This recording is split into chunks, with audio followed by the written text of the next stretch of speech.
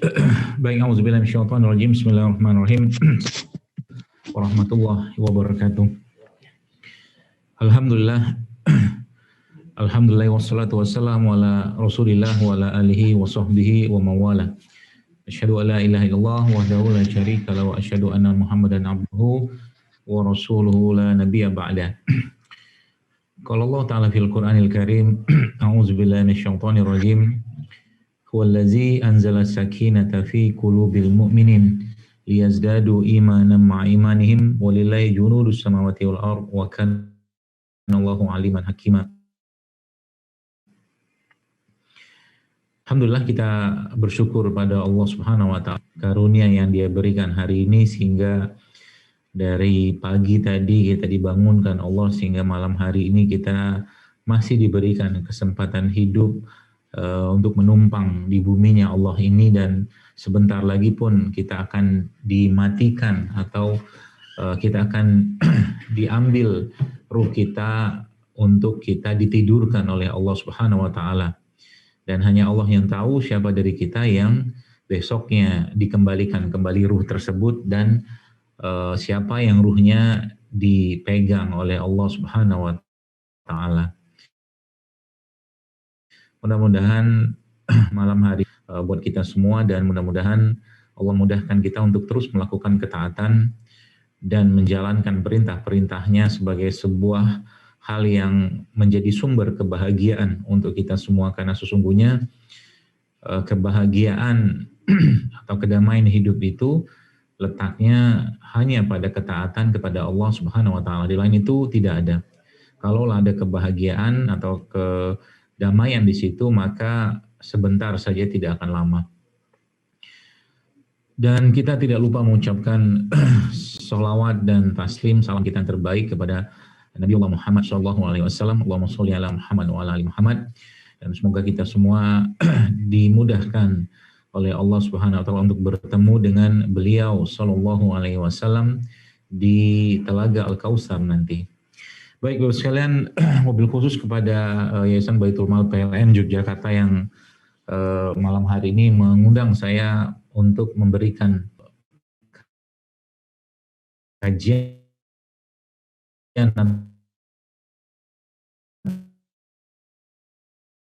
atau sharing ya, yang mudah-mudahan bermanfaat dan semakin menambah ketaatan kita kepada Allah Subhanahu wa taala. Bapak sekalian, bicara tentang kesehatan, sebenarnya cerita hal berkaitan dengan kesehatan itu dalam Islam sangat gampang, ya, sangat mudah. Saya akan bagi menjadi beberapa hal yang mudah-mudahan nanti Bapak Ibu jamaah sekalian, saudara-saudara sekalian bisa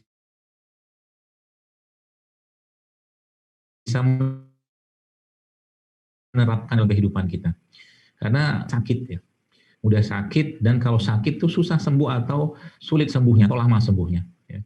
Maka kalau kita perhatikan manusia ya, atau kita ini, Allah Subhanahu wa taala sebenarnya sudah memberikan banyak sekali petunjuk kepada kita semua tentang hakikat kita sebagai manusia, mulai dari penciptaannya, mulai dari prosesnya, sehingga jadilah manusia seperti kita saat ini.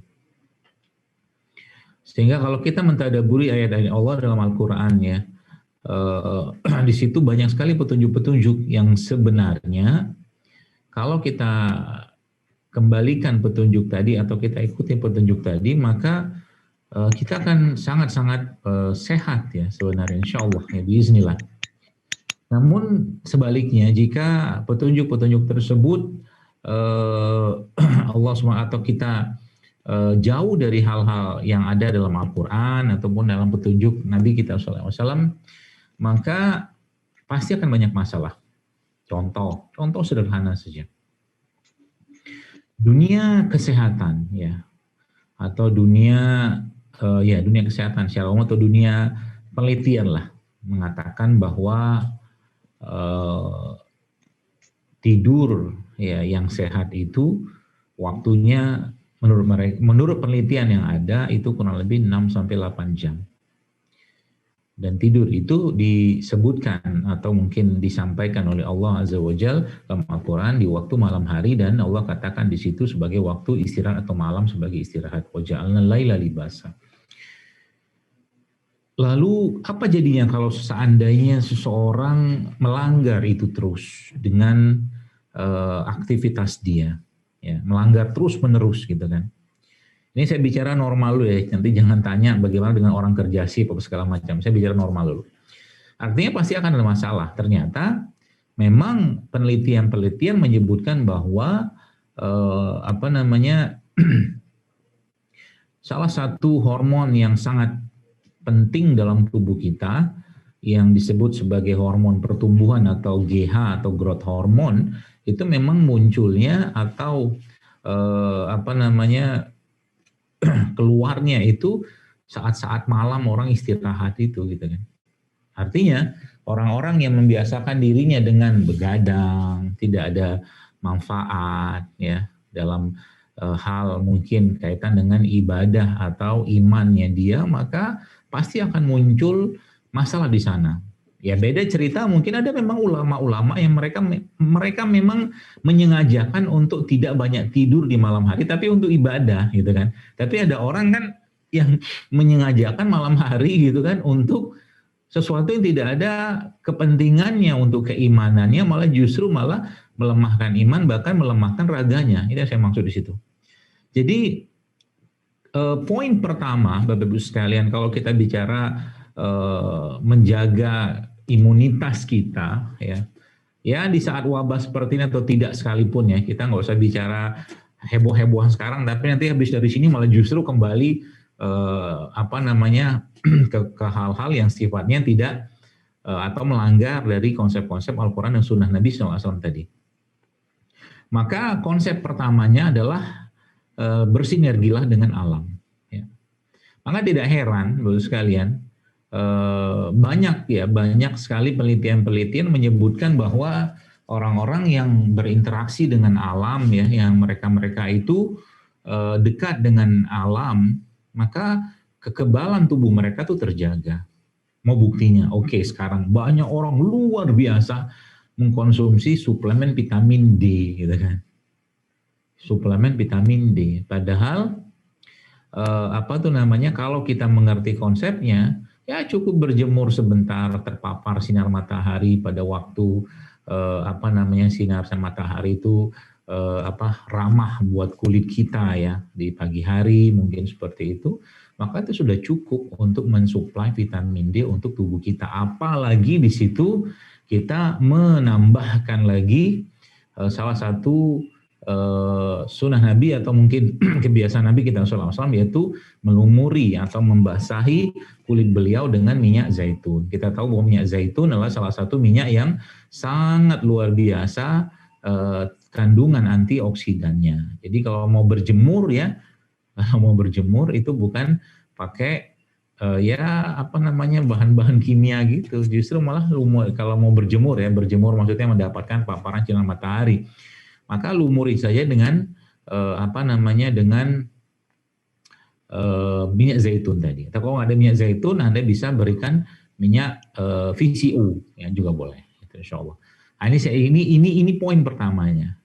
Maka poin-poin seperti ini kalau kita jaga ya, maka otomatis kekebalan tubuh kita justru malah akan sangat terjaga ya. Bahkan meningkat ya. Ketika kita berdekatan dengan alam. Masalah sekarang orang-orang di zaman sekarang itu sekalian, ya Anda yang bekerja mungkin ya di kantor atau segala macam, cobalah upayakan untuk badan Anda tuh terkena sinar matahari gitu kan. Terkena sinar matahari. Ya, berjemur sebentar ya.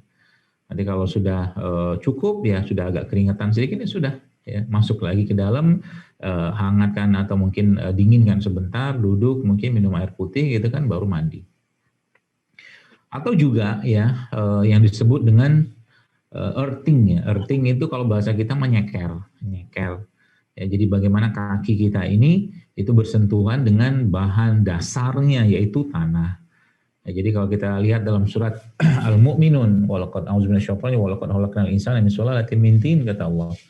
dengan menciptakan manusia itu dari saripati tanah. Jadi ada tanah dicampurkan dengan air gitu kan. Jadi seperti itu. Jadi tubuh kita itu ya kalau dia dekat dengan sumber asalnya ya maka masya Allah ya masya Allah kita akan sangat-sangat terjaga lah imunitasnya. Ya, earthing itu sendiri sudah banyak ya, beberapa ilmuwan juga menyebutkan ya bahwa ternyata earthing itu atau ya nyeker tadi yang saya bilang tadi itu tuh efeknya luar biasa. Ya. Dia memberikan ibarat kata nyuplai kayak elektron gitu lah ke badan kita lah seperti itu. Seperti halnya kadang-kadang saya berpikir gitu kan ilustrasinya tuh kalau listrik kan biasanya Bapak Ibu sekalian kalau kita lihat listrik ya listrik itu bukan listrik, rumah yang tinggi-tinggi itu kan biasanya ada apa tuh namanya? Orang PLN biasa tahu. Apa namanya? Tiang gitu loh. Tiang kan yang di penangkal petir. Nah, penangkal petir itu groundnya di mana? Dalam tanah kan? Dia nangkap gitu kan petir-petir elektron apa bebas segala macam itu untuk disalurkan ke tanah.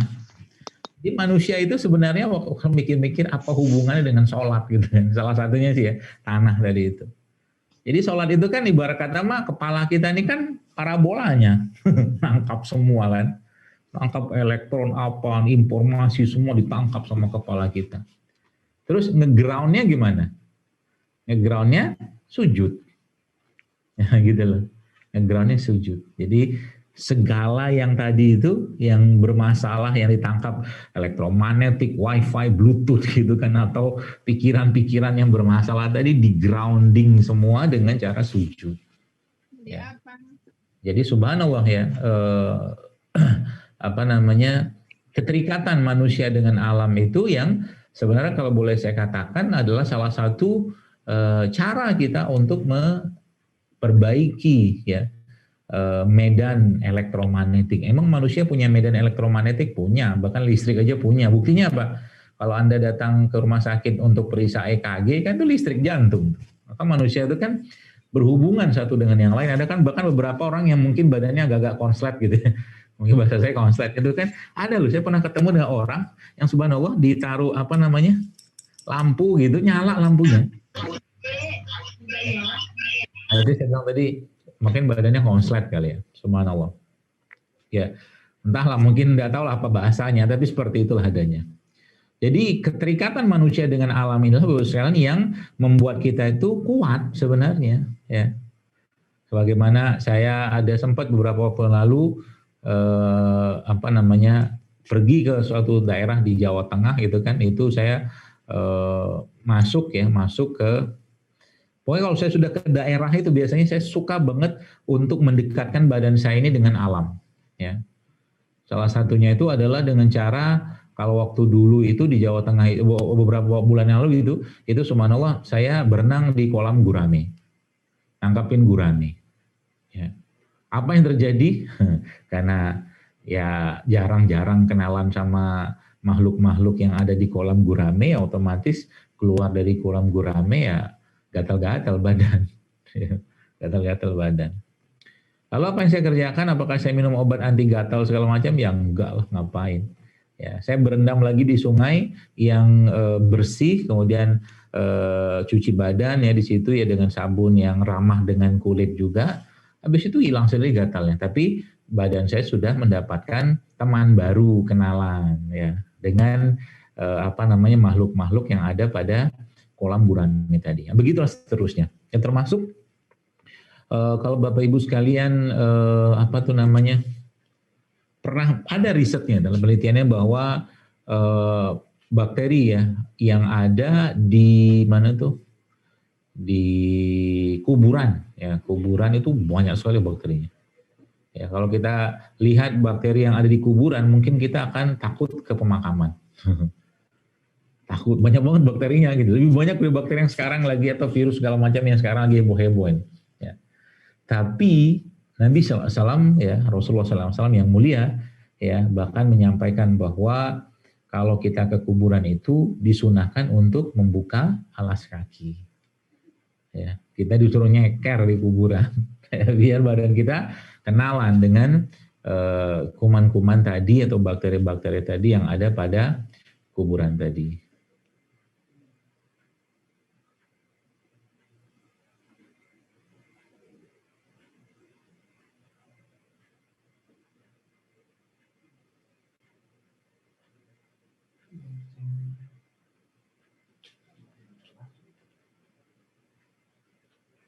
Baterainya habis.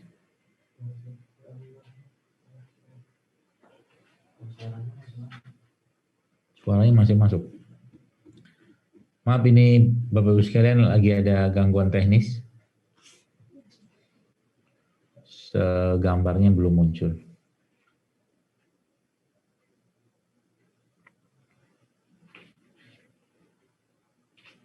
Baterai masih ada.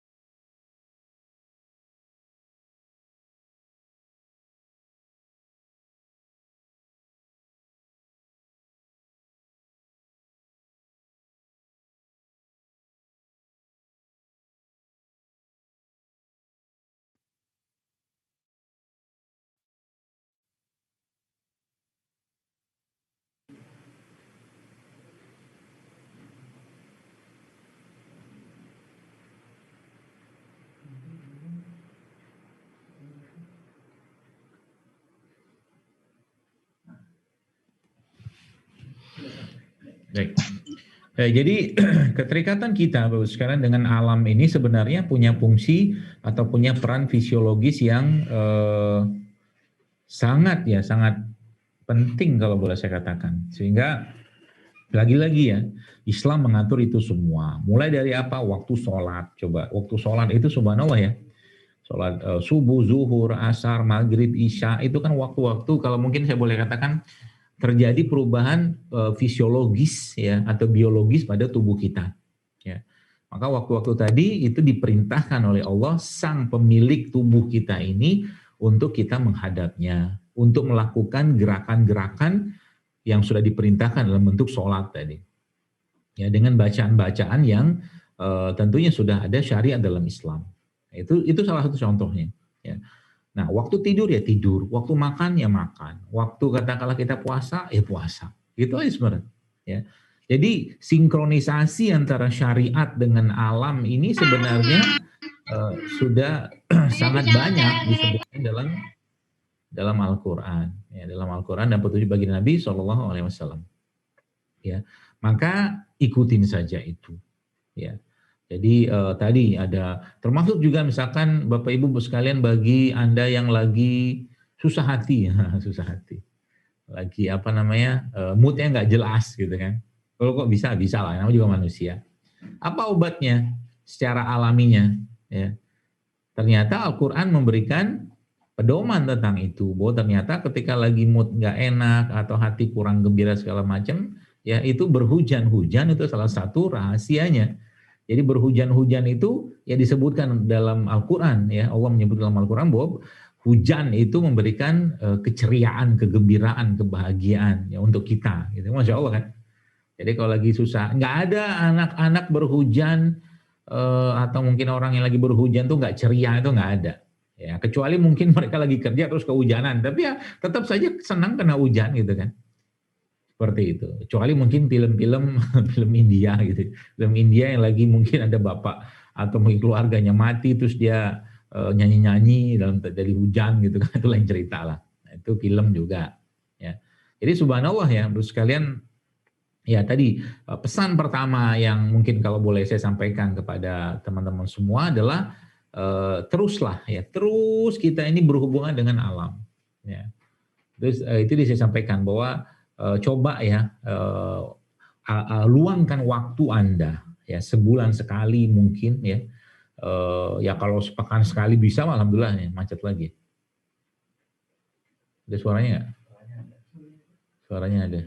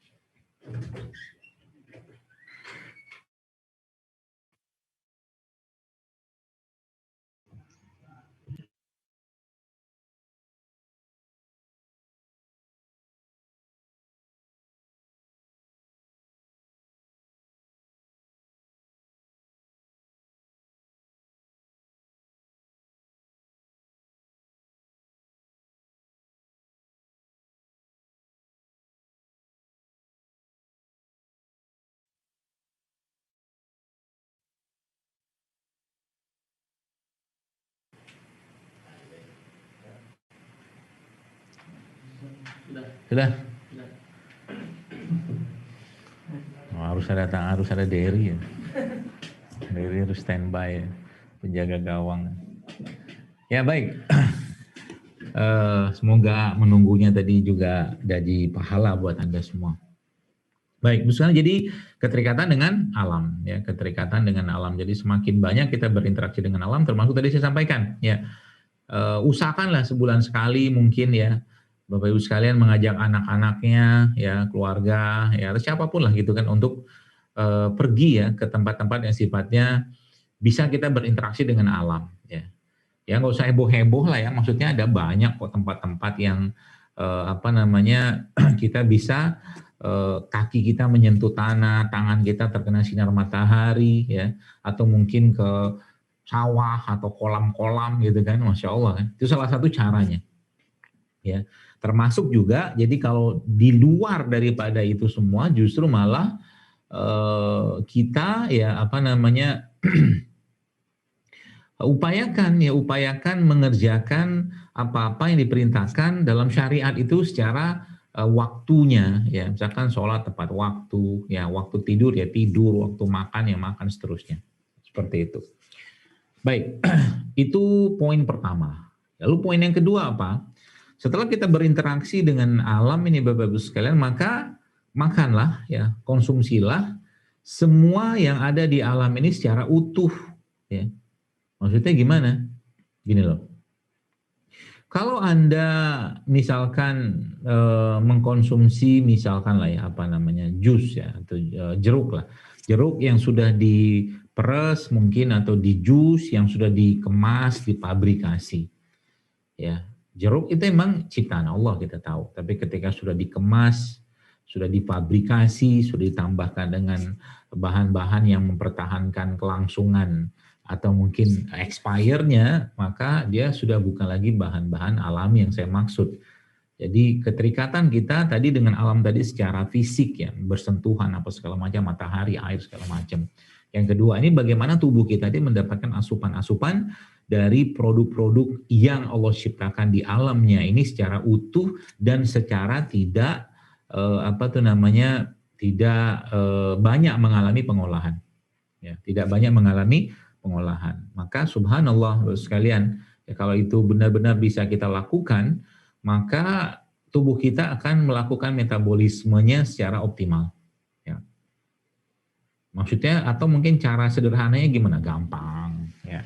Contoh begini, Anda ya misalkan Bapak Ibu yang hidup atau tinggal di daerah Jawa Barat gitu. Kita tahu Jawa Barat ini kan penuh dengan penuh dengan sayuran ya. Orang Jawa Barat itu suka daun-daunan ya. Daun ini, daun itu segala macam ya. Kecuali daun pintu katanya. Daun pintu emang enggak ya. Masya Allah ya.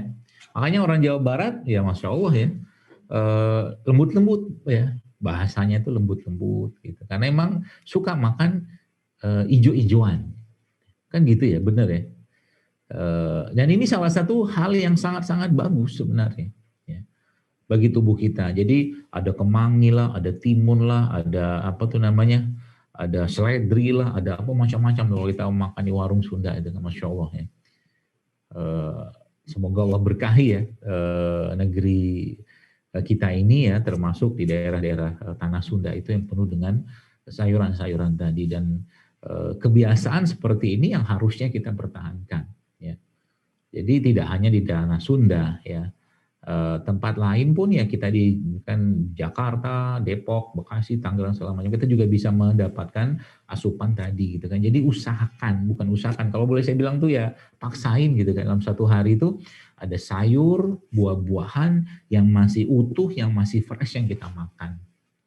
Apalagi Anda yang apa namanya, hobinya masak ya, ngulik-ngulik sebentar lah gitu kan, sayuran beraneka macam warna dan rasa tadi, potong-potong kecil gitu kan, masukkan dalam suatu mangkok kecil ya, lalu kasih minyak zaitun sedikit, kasih jeruk nipis sedikit, kasih madu sedikit, kasih garam sedikit, semua sedikit, gak usah banyak-banyak ya. Lalu kasih kacang-kacangan sedikit, mau kacang almond, kacang macam-macam lah, edamame apa macam-macam ya. Itu udah sehatnya luar biasa. Jadi tubuh kita tuh mungkin kalau dikirimi ya, dikirimi atau mungkin diberikan makanan-makanan tadi tuh ya Masya Allah ya, dia akan mengucapkan jazakallah khair gitu kan. Semoga Allah membalas kebaikan Anda gitu kan. Maksudnya mereka berterima kasih kepada kita.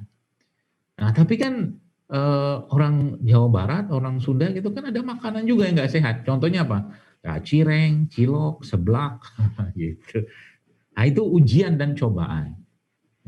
Ujian dan cobaan. Jadi kita Anda ya mungkin ya itu harus bertahan dari godaan tadi. Berarti nggak boleh tuh makan apa cilok, cireng, seblak, ya siapa yang melarang gitu kan. Cuman kan kita ya kalau mau sehat ya bolehlah makan makanan tadi gitu kan. Tapi tuh jangan sering-sering gitu kan. Jangan sering-sering. Ini tiap hari yang dimakan itu terus gimana mau sehat ya. Nggak ada sayur, nggak ada buah-buahan ya. Buah-buahan juga sama ya, Anda bisa makan langsung ya, atau lagi saya yang sering sampaikan itu ya, di saat seperti sekarang ini ya, kalau saya boleh sarankan kepada Bapak sekalian ya, sayuran dan buah-buahan itu jangan pernah tinggal dalam menu makanan Anda dalam bentuk apapun. Ah dokter, saya sudah makan sayur tadi, sayur nangka di rumah makan Padang. Ah bukan itu yang saya maksud, bukan. Itu bukan sayur yang saya maksud, dia udah pakai santan dia. Ya, udah pakai santan, santan pun dipanaskan, bukan itu. Ya, tapi yang saya maksud di sini adalah ya sayur beneran tadi saya tampakkan tadi. Saya hari ini sudah minum jus, ya orange juice saya beli tadi di toko, di supermarket, minimarket. Nah, itu udah lain cerita. Udah dipakai kemasan, pakai gula juga, pakai pengawet juga. Ya sudahlah, ya nggak banyak faedah yang kita dapatkan di situ.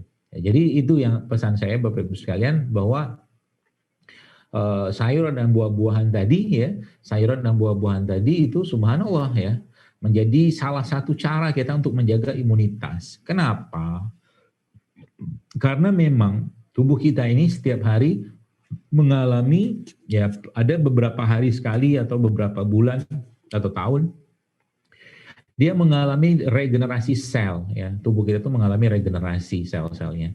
Anda bayangkan regenerasi itu kan dia membutuhkan bahan baku dari luar ya, asam amino apa segala macam. Maka bayangkan kalau seandainya itu tidak bahan bakar atau bahan baku tadi itu tidak sesuai, tidak cocok, bahkan justru malah mengacau-ngacau tubuh kita gitu kan. Contoh begini.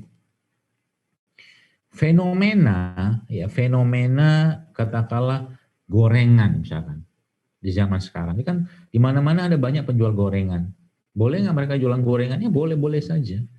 Tapi pertanyaannya apa yang terjadi atau apa bedanya dengan orang tua kita zaman dulu yang konsumsi mereka juga seperti itu, cuman beda cerita. Maksudnya gini. Orang tua kita mungkin dulu makan ubi goreng atau singkong goreng. Ada sebagian ubi rebus, singkong rebus. Tapi orang-orang zaman sekarang makannya katakanlah bakwan goreng. Ya. Bakwan yang digoreng, katakan segala macam. Pokoknya semua digoreng berbasiskan pada tepung, terigu. Nah, zaman dulu orang tua kita nggak makan kayak begitu. Mereka makannya bahan-bahan yang sifatnya non gluten, ya kayak tepung, ya singkong, ya ubi jalar, ya apa tuh namanya jagung, segala macam itu kan non gluten, gitu kan, subhanallah. Apa yang terjadi ya beda lah. Makanya saya bilang tadi, tubuh kita itu ibarat kata dia gini, misalnya lock and key chain, tak, gitu ya. Ketika ada yang mau diganti, terus tiba-tiba bahan baku ini keliru, pasti akan terjadi apa tuh namanya salah cetak, nah, gitu loh.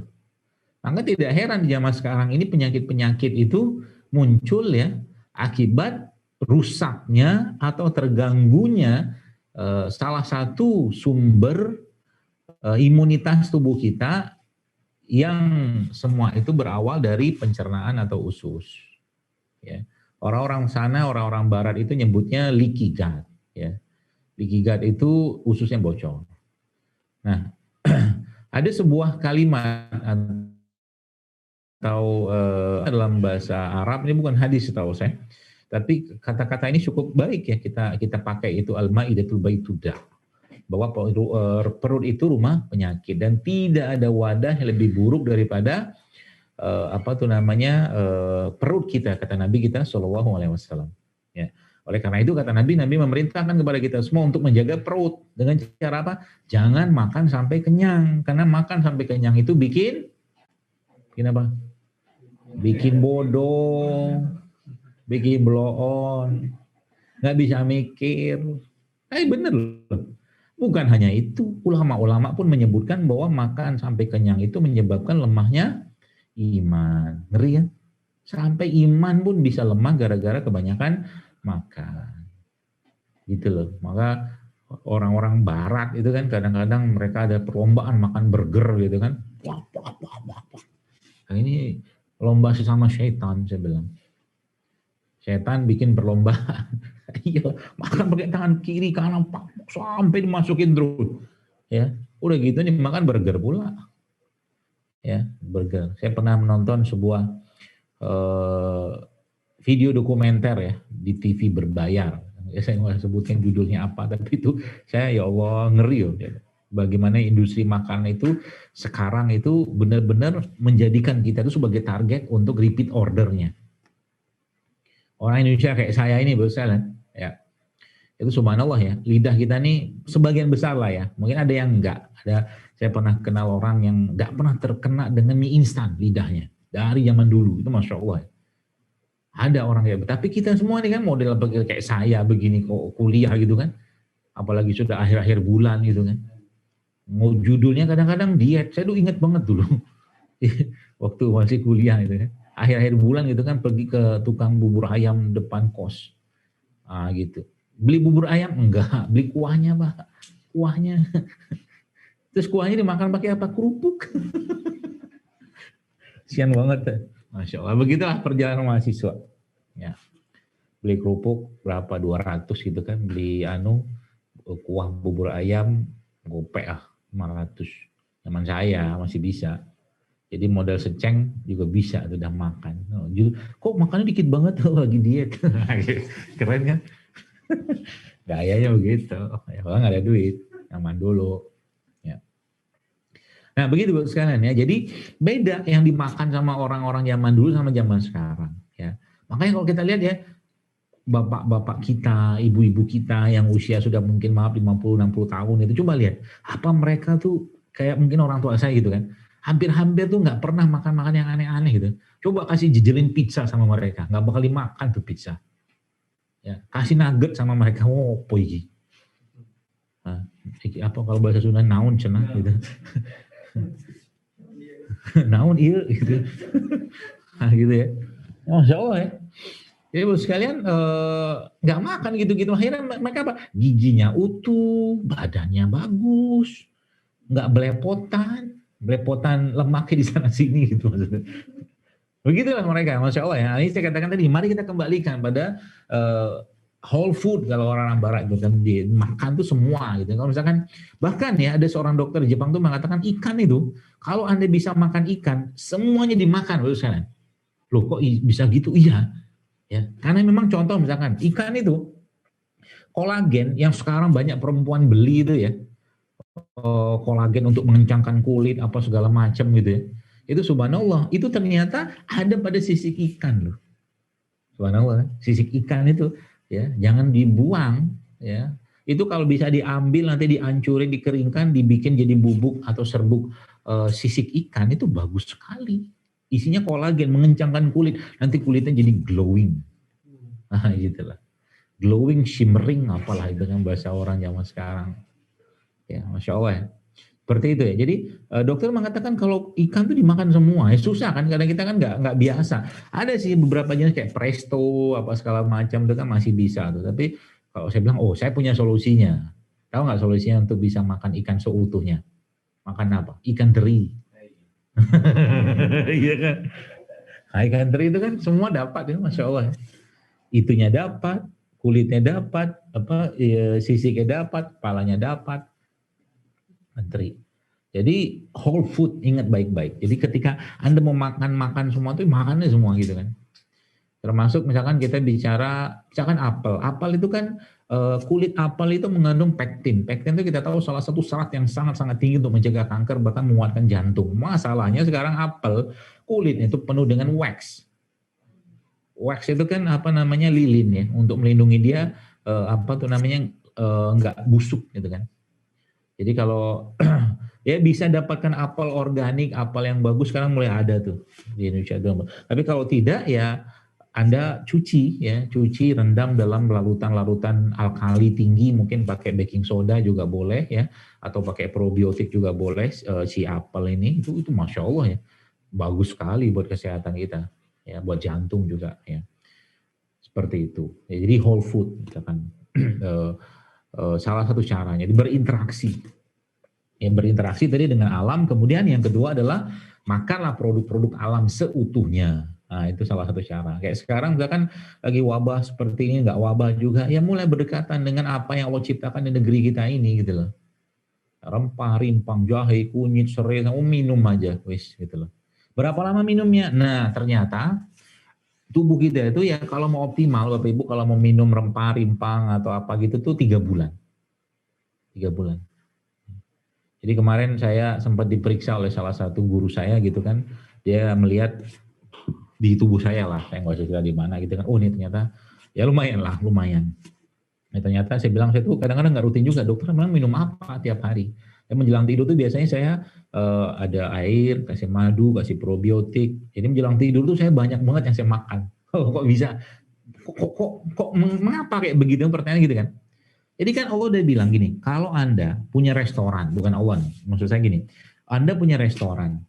Restoran itu biasanya kan kalau sebulan mungkin buka jam 9 sampai jam 6 sore, misalkan.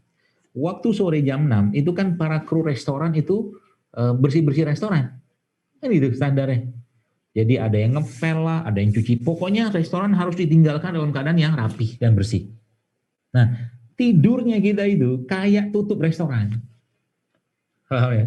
Jadi tidurnya kita tuh kayak tutup restoran. Maka waktu malam-malam itu ya mau tidur, perbanyak itu kru-kru restoran untuk bersih-bersihnya. Anda minum air, Anda minum madu, Anda minum probiotik, abatu soda, minyak zaitun. Oh, Masya Allah. Kalau saya begitu. Yang buat ginjal, misalkan minum apa tuh namanya, punya rebusan alang-alang, atau mungkin buat darah, minum kunyit, semuanya minum. Apa namanya, serai, lalu dikit. Tapi nggak semua juga diminum. Maksud saya itu, hari ini minum ini, besok minum ini, besok, nah gitu lah. Nanti kelihatan yang akan Anda rasakan adalah tubuh Anda jauh lebih fit. Itu aja sebenarnya. Ya kalau tubuh lebih fit ya otomatis ya kalau nggak usah, kalau mau cek lab ya silakan saja. Tapi itu apa tuh maksud saya itu 3 bulan itu akan menjadi salah satu caranya kita untuk memperbaiki badan kita. Jadi malam-malam itu ya misalkan kayak saya gitu ya. Ada madu, kadang saya minum zaitun. Zaitun minumnya berapa banyak? Saya langsung menegak dari botol. Ya gitulah gitu kan, kadang malas ngambil sendok, minum aja duduk-duduk gitu, pokoknya mungkin sekitar 1-2 sendok makan lah.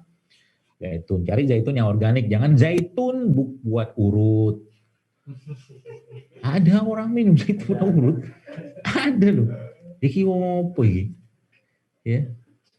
Jadi salah itu, ya, nggak bisa. Bukan itu saya maksud. Jadi zaitun yang memang buat makan, extra virgin olive oil, ya. Kalau bisa mencari zaitun yang dari zaitunati la syarqiyati wala gharbiyah. Zaitun yang tumbuh dari pohon yang berkahi yang bukan dari timur, bukan dari selatan, bukan dari barat. Zaitun dari Palestina. Itu bagus tuh. Kalau ketemu, ya, kalau dapat. Itu ya salah satu caranya. Jadi kita mengaktifkan ya badan kita dengan whole food, dengan produk-produk yang Allah sudah ciptakan, yang itu masya Allah tabarakallah sekalian itu sangat baik ya untuk memperbaiki atau mengembalikan lagi sistem metabolisme tubuh kita yang bermasalah. Ya, terus jangan lupa udah pekerjaannya kerja bagus bener-bener tuh. Nah, Anda sebagai pemilik restoran tanda kutip gitu kan. Nah, ajak atau pantau mereka bekerja. Kapan mantaunya? Malam-malam. Dengan cara apa? Bangun sholat malam. Keren kan? Akhirnya sholat malam itu baca aja penelitiannya. Growth hormonnya, segala macamnya, bahkan kanker apa segala macam dengan orang-orang yang rutin sholat malam itu, masya Allah itu bisa hilang. Ya, Allah kan? Kita tuh ngandalin syariat aja untuk sehat tuh luar biasa loh. Ya, kayak sekarang dalam kondisi wabah kayak begini, jangan pernah tinggal wudhu. Ya, wudhu yang betul, sholat yang betul, ya. Wudhu yang betul, sholat yang betul, gitu kan. Maka itu insya Allah salah satu cara kita untuk menjaga kesehatan. Meskipun ya kita tidak mengerjakan itu supaya sehat. Kita tidak berwudhu untuk sehat. Kita berwudhu memang karena perintah. Kita sholat gitu kan, mau sholat sunnah, sholat wajib itu karena perintah dan sunnah Nabi SAW. Jadi sekalian itu ya tadi berinteraksi dengan alam, makan yang utuh gitu kan. Dan Anda harus mulai milih-milih lah. Milih-milih makanan. Ya. Saya kemarin sempat anak saya gitu kan. Pelajaran pertama anak-anak itu kalau Anda mau menjaga mereka dari hal-hal yang tidak baik adalah ajarkan mereka untuk berhati-hati dengan makanan-makanan yang tidak halal atau tidak jelas kehalalannya. Ya. Maka kalau misalkan belanja di luar, belanja makan anak-anak itu belanja, maka kasih tahu mereka cari yang ada logo halalnya misalkan. Ini salah satu contohnya menjaga. Kalau yang kedua apa? Nah ini cerita ya kemarin mungkin dia nggak tahu atau mungkin anak-anak biasalah gitu kan dia beli dari salah satu sasetan minuman lah gitu kan. Itu saya lihat langsung saya lihat nggak kelihatan kecil banget tulisannya. Ya itu ada pemanis alami di situ. Dia juga pemanis alami. Ya namanya sorbitol. Banyak lagi. Ada aspartam, ada acesulfam, macam-macam itu. Nah, pemanis-pemanis yang katanya alami ini sebenarnya pemanis yang tidak sehat, bahkan buat ginjal dia bisa bikin masalah. Maka tidak heran kalau Bapak Ibu pernah lihat di beberapa sirup kemasan itu ada peringatan di bawah yang menggunakan pemanis ini. Di situ ada keterangan tidak cocok, jangan diberikan kepada orang-orang dengan phenylketonurin. Phenylketonurin itu adalah orang-orang yang sebutlah mungkin ginjalnya bocor gitu lah. Karena dia bisa bikin lebih buruk lagi pada ginjal tadi. Ya. Itu salah satu jadi halal toyib gitu kan. Jadi kalau kita bicara halal mau jelas. Toyib itu katakanlah itu kalau saya memahami toyib itu dia dia tidak banyak pengolahan, dia masih alami, masih fresh gitu kan. Jadi kalau Anda membayangkan misalkan santan itu toyib enggak? Kalau santannya diambil dari kelapa, lalu diperas, itu toyib. Tapi kalau santannya sudah dipanaskan, lalu dia menggumpal-gumpal, dan segala macam bla-bla dijadikan, itu udah nggak toyib lagi kalau saya. Ya, karena apa? Sudah udah proses di situ gitu kan. Maka bagi Anda yang suka banget dengan santan-santanan ya yang dipanaskan gitu kan dalam bentuk makanan sudah tahu lah gulai apa segala macam, cobalah juga Anda bertanggung jawab untuk minum santannya juga. Santan tuh bagus asal jangan dipanaskan. Kalau santan nggak dipanaskan itu dia lemaknya juga baik untuk jantung. Ya, pernah minum santan yang baru digiling? Kalau saya udah pernah. Nggak usah banyak-banyak lah, 30 mili ya cukup. Enak. Emang nggak ada kurang ada Jadi apa namanya, dikasih madu dikit, ya kasih garam sedikit, itu enak. Bisa banyak-banyak lah, dicairkan juga nggak masalah gitu kan. Jadi beberapa kedai-kedai kopi itu juga mereka menggunakan coconut milk, ya itu santan, ya buat ganti susunya. Karena lemak pada santan tuh bagus. Ya. Atau lagi kelapa yang kemarin sempat lihat postingan saya juga, makan kelapa. Baru saja ngomongin kelapa, diomongin kremi gitu kan. Saya nggak tahu nih orang tua zaman dulu ini dapat cerita dari mana makan kelapa tuh bisa bikin kremi ya. Oh alam sih, saya nggak ingat apakah orang tua saya juga mengatakan kalau makan kelapa tuh kremi. Yang jelas ya kelapa tuh sehat. Urusan kremi, mungkin zaman dulu banyak orang cacingan. Karena higienitas nggak bagus mungkin ya. Jadi akhirnya mungkin ya dengan makan kelapa itu cacingnya suka gitu kan. Mungkin. Ya gitu ya. Allah alam. Ya. Tapi yang jelas makan kelapa yang nggak ada hubungan sama kremi. Makanya dia produk yang baik ya, Masya Allah ya. Apalagi yang pernah saya posting juga namanya makanan dari Sumatera Utara itu, Batak itu, jadi daerah Medan, Ita-ita itu Masya Allah, salah satu makanan yang sangat sehat. Nanti coba deh buat beras ya, beras organik ya. Kalau nggak organik nanti Anda cuci dulu dengan baking soda, dengan apa probiotik atau dengan cuka apel segala macam. Atau nanti beras itu direndam sebentar, mungkin sejam 2 jam, nanti dikeringkan, tumbuk. Ya. Lalu setelah ditumbuk dihaluskan, nggak sampai halus-halus banget, dalam satu mangkok gitu, dan satu mangkok lagi Anda siapkan kelapa parut. Lalu satu mangkok lagi, kurang lebih mungkin 1/4 itu, Anda siapkan gula aren atau gula merah. Nah, campur semua dalam baskom, aduk. Tangan Anda sendiri, supaya banyak bakterinya. Nah, kan di tangan kita ada bakteri. Ya, kenapa banyak orang sekarang ketakutan luar biasa karena dia nggak punya senjata di sini bakteri sini. Bakteri sini jangan diotak-atik dengan bahan-bahan sintetik. Lalu bobok tadi, nah dibikin bulat-bulatan. Ya, bulat-bulatan manis nggak? Manis, padat dan mengenyangkan dan penuh dengan ada vitamin, ada mineral, ada serat, ada protein. Kan kelapa protein, lemak juga. Ya, karbohidrat dapat dari gula aren. Gitu kan? Lihat, makan kayak begitu, gak usah banyak-banyak, 2-3 kepel ya udah Masya Allah tuh.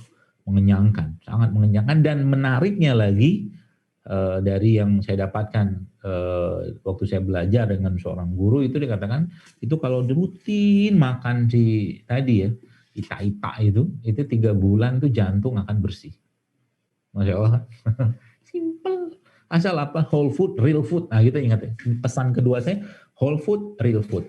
Ya, jadi kalau sekarang mau glowing, whole food, real food, sudah selesai. Insya Allah kan, ibarat kata sel kita itu dia akan bersinar kembali. Mau whole food, real food, maksud apa namanya, mau glowing, misalkan mau ceria gimana, sel kita aja sekarang sedih. Kenapa sedih? Kan gini,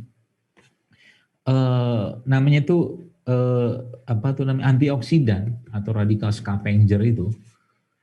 Mereka itu kan menyuplai elektron yang kosong. Jadi kalau ada orang yang moodnya turun terus, nggak semangat terus, maka ya kalau dari sisi nutrisi gitu kan, kalau Anda lihat orang-orang kayak begitu tuh mungkin kurang antioksidan.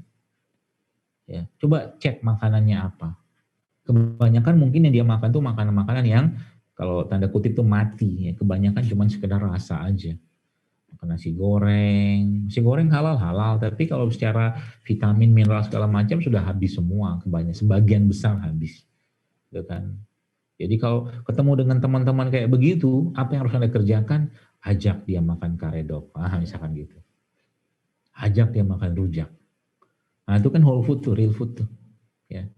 Nanti lama-lama dia senang lagi tuh. Atau minimal ya potongin buah, kasih madu dikit, kasih garam sedikit, itu insya Allah akan mengenyang. Makanya kalau istilah-istilah kita pernah mendengar good food is good mood, itu iya, emang iya. Jadi semakin banyak makanan alami yang kita makan tuh, sel kita tuh akan bahagia. Gitu loh. Ya sekarang Anda lihat aja banyak orang bawaan itu apa ya, kadang-kadang saya nggak habis pikir gitu loh. Ya ini bukan indikator, tapi kadang-kadang ngeselin sih. Maksudnya gimana? Coba Anda naik motor, berhenti di lampu merah, hijau, Apa yang Anda dengar? Klakson. Ya kan? Ten, ten, ten. Nggak juga orang mau lama-lama di lampu merah. Sabarlah bentar. Kan gitu.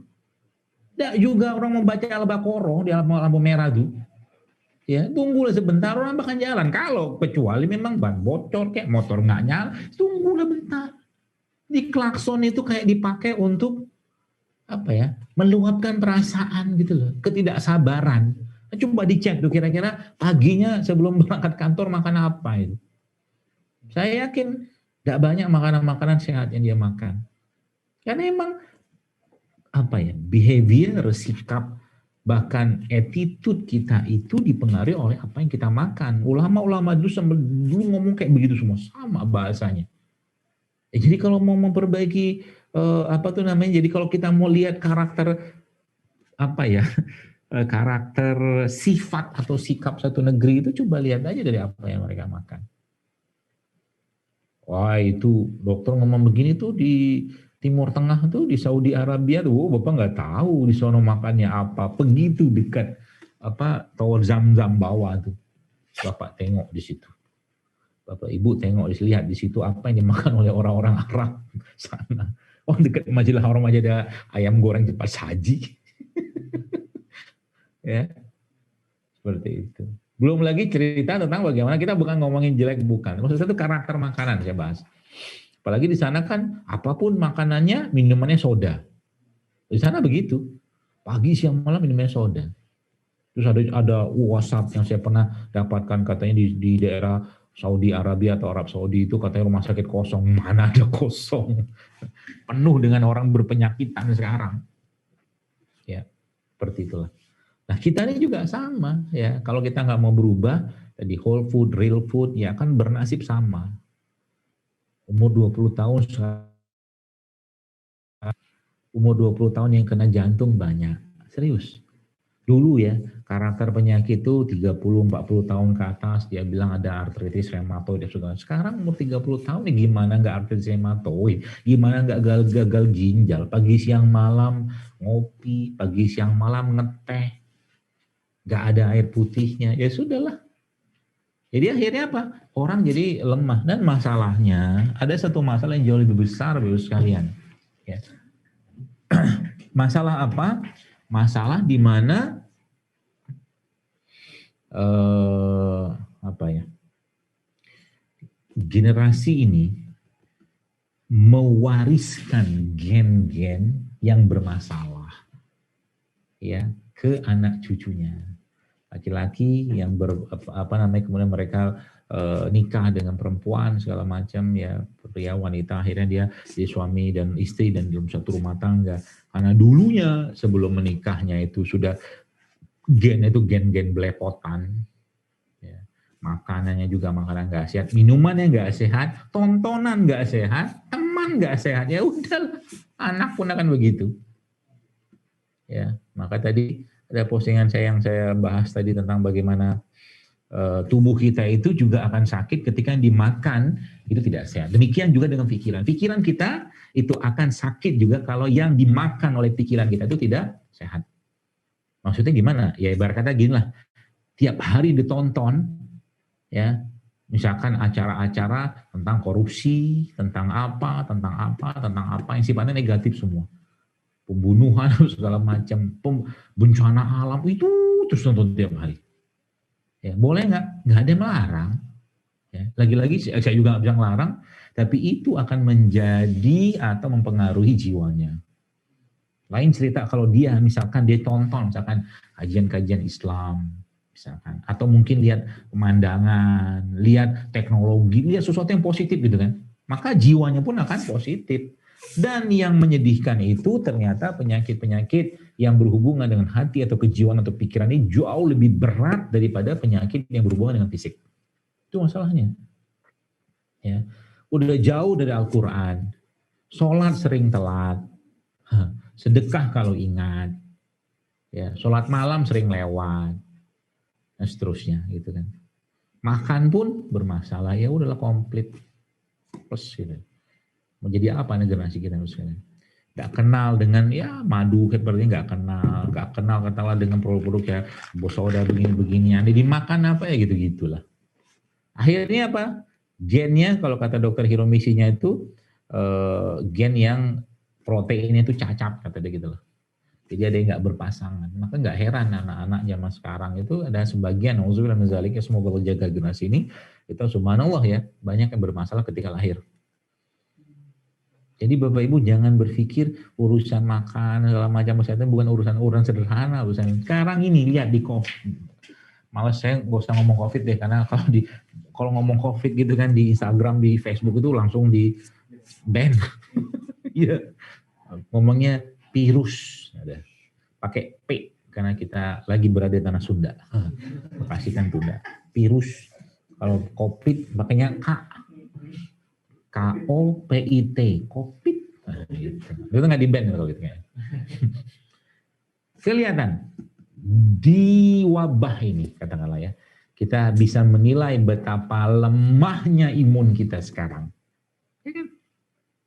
Betapa lemahnya imun kita dan betapa lemahnya iman kita sekarang. Udah kelihatan kok. Terbaca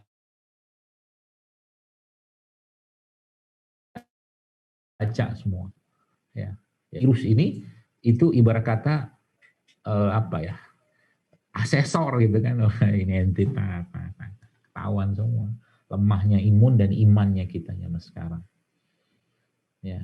Dan orang-orang yang kena pun ya, semoga Allah ampuni mereka, tentunya kita mendoakan, dan semoga yang sakit pun kita doakan sembuh, dan semoga yang sehat kita Allah jaga ya.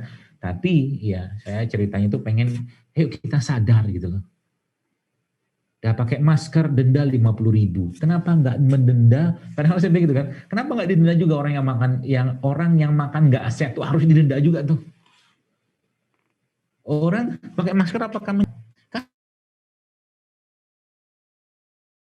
imunitas oke lah pakai masker, saya nggak melarang, bagus pakai masker segala macam. Tapi kita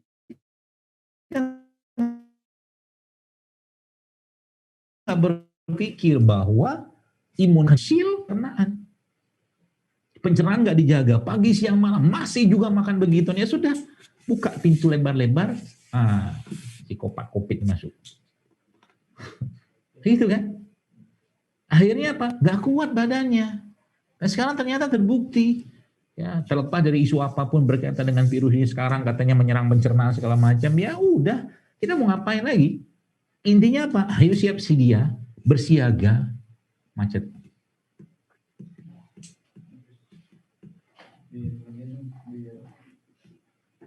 Suaranya ada nggak?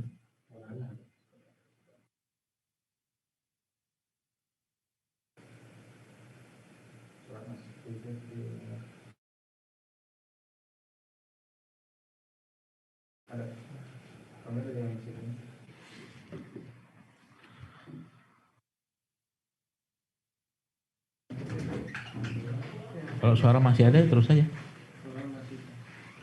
Ya udah, terus aja. Baik, jadi Bapak sekalian, tadi ya saya katakan ya bahwa imunitas kita itu memang letaknya daripada pencernaan. Maka tergantung bagaimana kita menjaga pencernaan kita ini. Ya.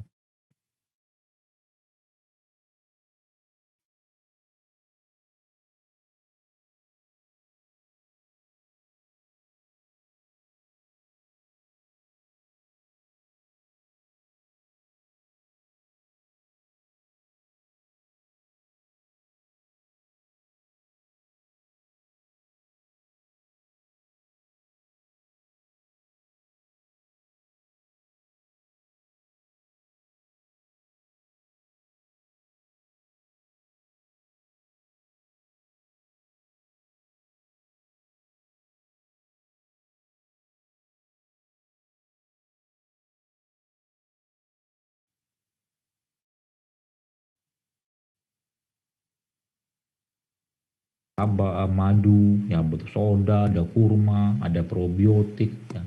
Itu salah satu caranya. Jadi itu masya Allah ya, salah satu hal yang sangat mudah ya, yang kita bisa lakukan di era seperti sekarang ini, dan yang ke depan juga sama ya.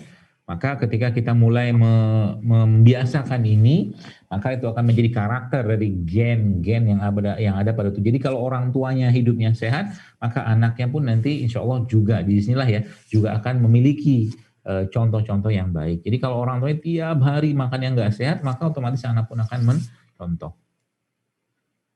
Anak akan mencontoh. Seperti itu. Baik, saya kira mungkin cukup paparan dari saya karena waktu kita sampai 9:30, ada 15 menit lagi ke depan. Kalau ada yang mau ditanya silakan, saya kembalikan lagi pada moderator. Assalamualaikum warahmatullahi wabarakatuh. Macet lagi tuh. Waalaikumsalam warahmatullahi wabarakatuh. Baik, kami ucapkan terima kasih banyak kepada Ustadz Dr. Zaidul Akbar yang telah memberikan ilmunya kepada kita pada malam hari ini dengan menjelaskan bagaimana cara atau tips-tips menjaga daya tahan tubuh di masa pandemi. Oke, baik. Dan selanjutnya kita sudah ada beberapa pertanyaan yang kita terima dari peserta saat ini. Langsung saja ya Ustadz, saya bacakan. Yang pertama dari Mas Yanuar Eko. Assalamualaikum Ustadz. Mau tanya, obat herbal untuk normalkan kolesterol dan obat herbal supaya tidak mudah vertigo itu apa ya? Mungkin saya ulangi sekali lagi. Ustadz izin bertanya, obat herbal untuk menormalkan kolesterol dan obat herbal supaya tidak mudah vertigo itu apa ya Ustadz? Mungkin silakan langsung dijawab saja Ustadz. Ya baik, apa namanya, banyak ya sebenarnya kalau untuk kolesterol ini salah satunya. Semua jenis lemak-lemakan baik seperti minyak zaitun atau VCO itu juga bisa digunakan untuk memperbaiki keseimbangan kolesterol di tubuh. Itu yang pertama. Itu yang kedua,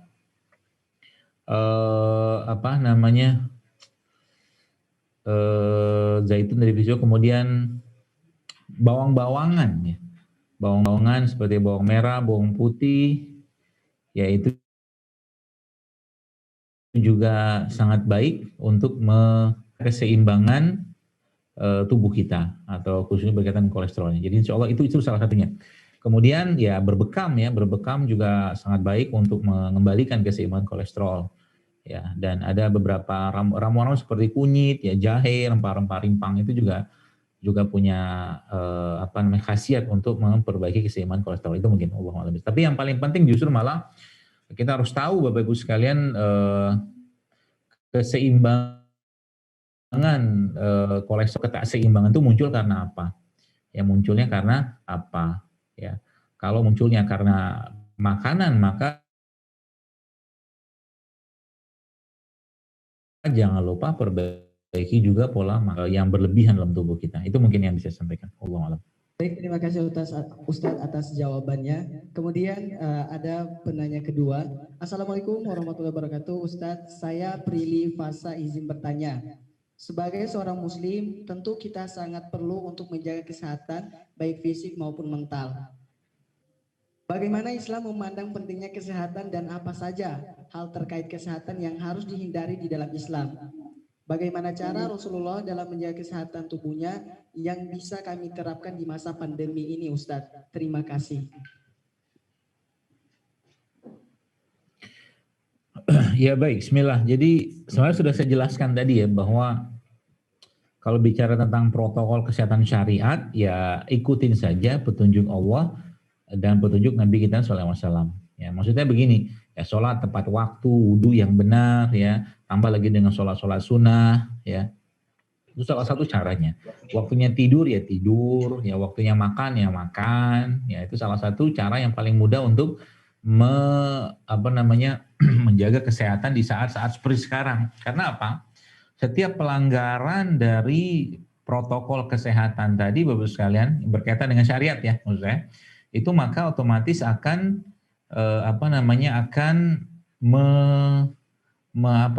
melemahkan imun kita. Contoh begini, Nabi melarang tidur habis subuh, kemudian Nabi juga melarang tidur habis asar, atau Nabi juga tidak suka tidur habis maghrib. Jangan tidur waktu itu. Ya, maka tidur kita kapan? Ya di waktu-waktu yang Nabi contohkan.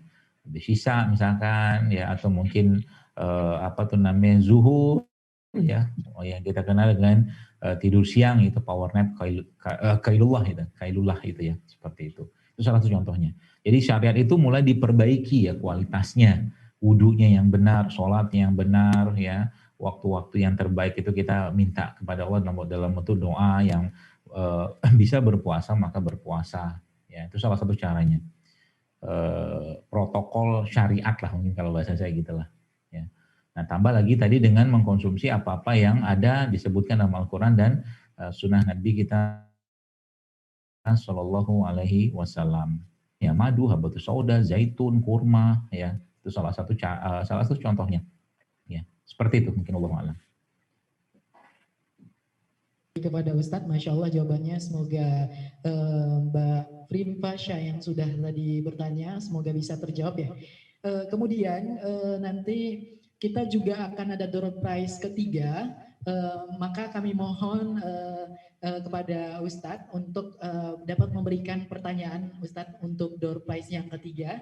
Nanti insya Allah akan ada 3 jawaban terbaik dan tercepat yang akan mendapatkan door prize. Mungkin nanti Ustadz bisa memberikan pertanyaannya sebelum kita masuk ke pertanyaan dari jamaah yang ketiga.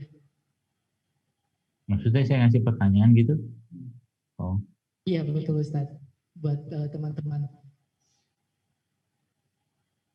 Oh ya udah. Pertanyaannya, sebutkan dalam surat apa Allah menjelaskan manusia itu diciptakan dari tanah atau saripati tanah. Suratnya aja, mau usah ayatnya. Oke, baik. Kami ucapkan terima kasih Ustadz atas pertanyaannya.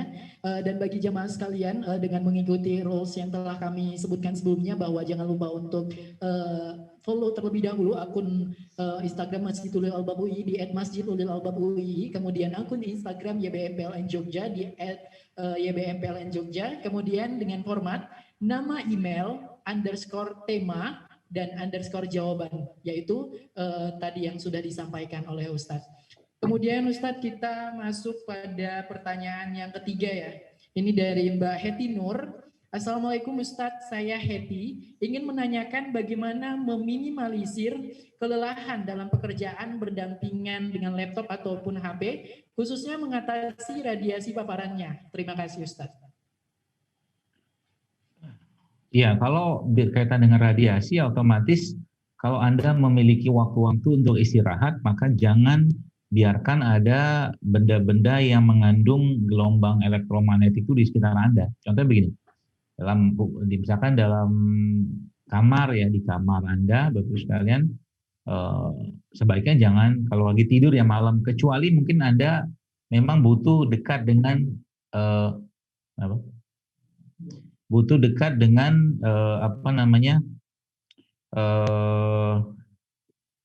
mungkin lagi piket atau apa. Tapi maksud saya gini, kalau memungkinkan waktu tidur itu ya jangan dekat dengan handphone, jangan dekat dengan TV, atau benda-benda yang memancarkan gelombang-gelombang elektromagnetik supaya tidurnya itu nyenyak. Itu yang pertama. Yang kedua, tidurlah sebagaimana tidurnya Nabi SAW memerintahkan, yaitu matikan lampu.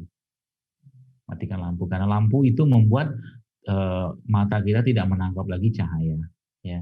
Tidak menangkap lagi cahaya, otomatis growth hormon yang akan dikeluarkan tubuh kita itu akan maksimal. Ya, kalaupun mau dipadamkan lampunya ya sedikit cahaya sajalah. Tapi memang optimalnya dimatikan, benar-benar gelap.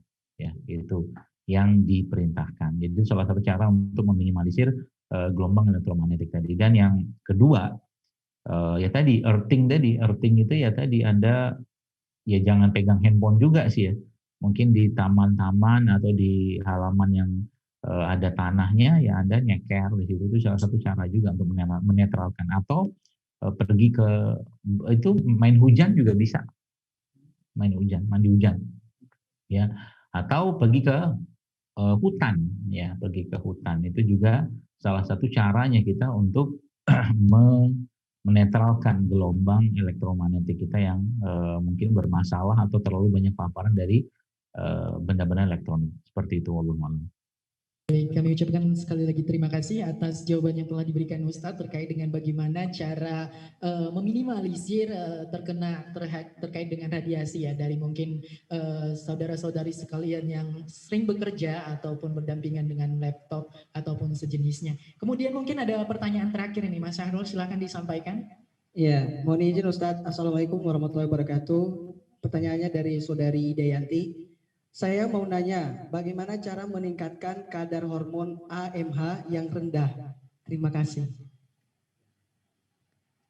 Pada kasus apa ini ya? Maksudnya penyakitnya apa?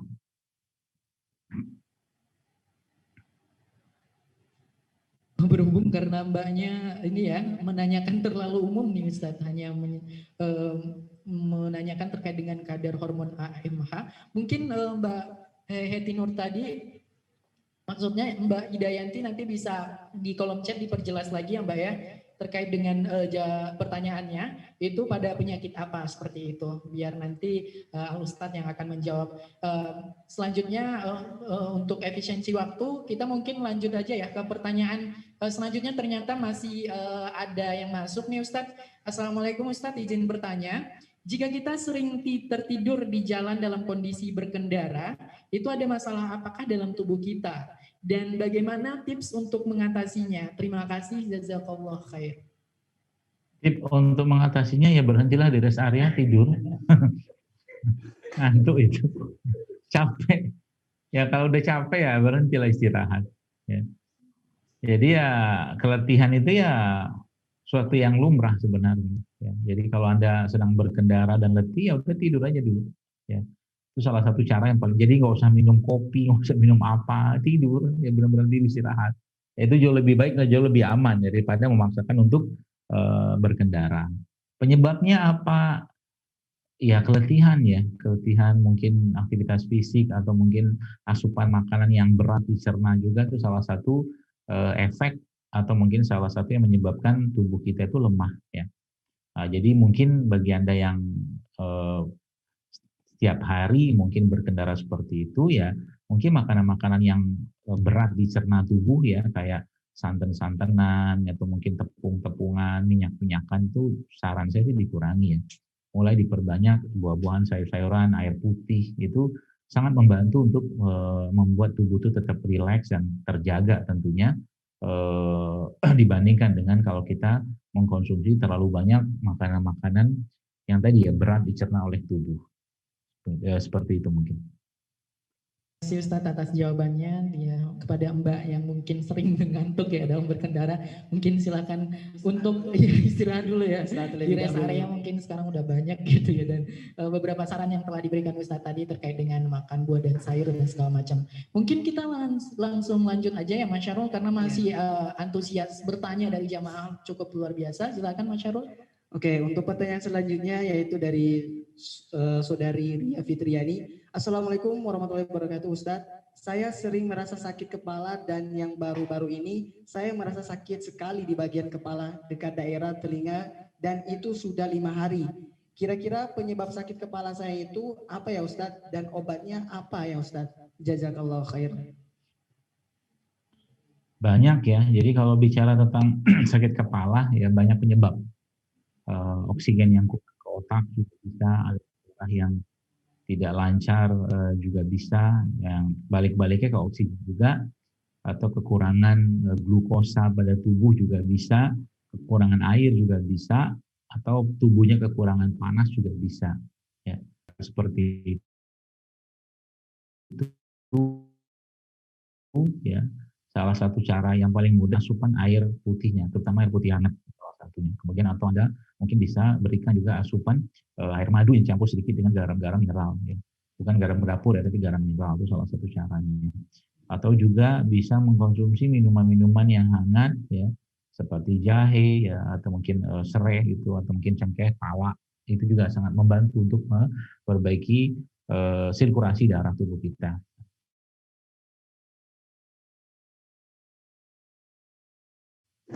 Atau belakang di kepala itu juga sangat-sangat membantu untuk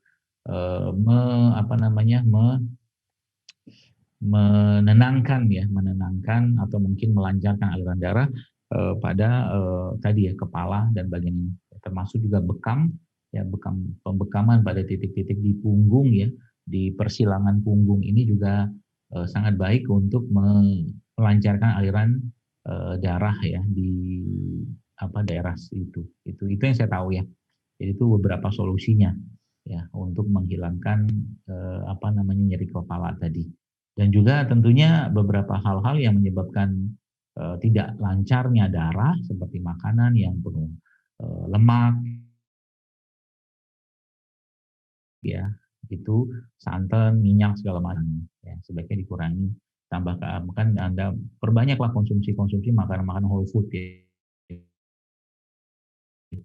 Whole food yang tidak memberatkan. Mungkin ini yang paling terakhir kali ya Mas. Iya, benar. Karena terus sekalian dari saudara Mario Hadi, Assalamualaikum Ustadz, izin bertanya, apa gantinya ya Ustadz yang baik untuk kesehatan? Wallahu a'lam. Nggak tahu.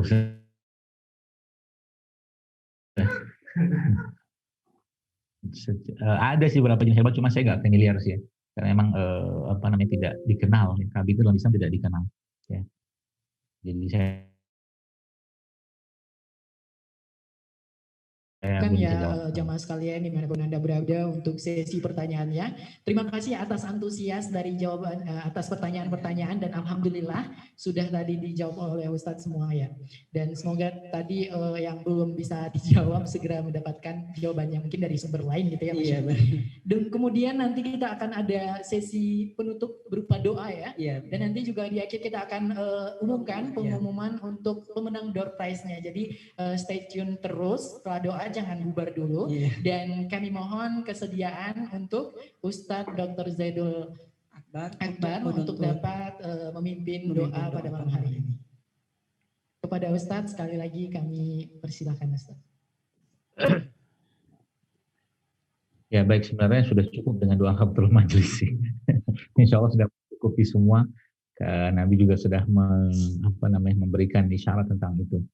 Tapi baiklah, mudah-mudahan apa yang kita dapatkan malam hari juga bisa menjadi kebaikan dan keberkahan dan menambah keimanan ketaatan kita pada Allah Subhanahu wa taala. A'udzubillahi minasyaitonir rajim. Bismillahirrahmanirrahim. Alhamdulillahirabbil alamin.